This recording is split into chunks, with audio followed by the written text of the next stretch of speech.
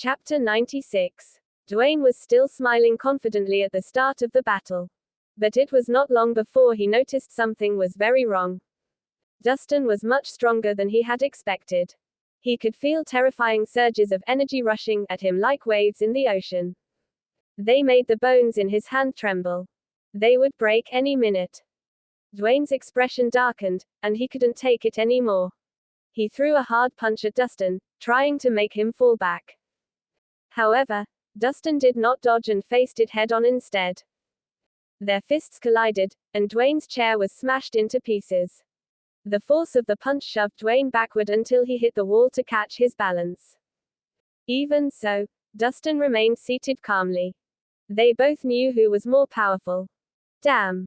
I never knew you had tricks up your sleeve. I underestimated you. Dwayne's eyes narrowed as a complex mix of expressions clouded his face. With how young Dustin was, Dwayne had never expected him to be so powerful. Considering how young he was, he never expected Dustin to be so powerful. Just one punch had thrown him off his feet. Although strength couldn't completely represent his fighting skills, it was enough to prove his physical strength. Thanks for the Panax route, Dwayne. Dustin didn't waste any time. He picked up the box and got up to leave. Dwayne was already on his blacklist for being untrustworthy. This was the last time they would do business together. Sir Anderson, do you want me to send some men after him to get it back? Asked the Cobra hesitantly. He could tell that Dwayne and Dustin weren't actually friends. If so, he had nothing to fear anymore. He is quite strong. I'm afraid your men won't be able to take him on. Dwayne cautiously moved his numb arm. Ah. Are you going to let him go just like that? The Cobra was a little disgruntled. After losing face earlier, he was eager to redeem it. Let him go. HMPH. Not so easily. Dwayne laughed coldly. I'll get my hands on the Gemophan formula. Just wait and see. I have many ways to make him surrender to me. Meanwhile, outside the bar, Lyra arrived with the company's bodyguards. When she saw that Dahlia and the others were safe and sound, she breathed a sigh of relief. Ms. Nicholson, is everything resolved? I guess you could say that. Dahlia nodded. I heard this is the Cobra's turf and thought there might be trouble.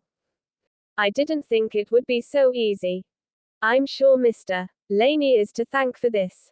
Lyra smiled. The suggestion caused Matt's expression to sour immediately. This woman just had to annoy him. Why is he here? Lyra wondered as she spotted Dustin leaving the bar. He questioned, what are you guys still doing here? Waiting for someone to take revenge on you. I don't have the energy to save you again. He spoke with a calm voice, grasping the wooden box in his hand. Who needs saving? You're so nosy. Florence snapped rudely. HPMH. Stop showing off. If it wasn't for Ms. Harmon, could you have walked out of there alive? James mocked brashly. That's enough. Dahlia waved her hands to stop their bickering. She turned to Dustin and said, Dustin, thanks for saving us, but I don't condone your behavior. Oh. Do you have any advice, Ms. Nicholson? Dustin cocked an eyebrow. You're too impulsive. You don't think before you act.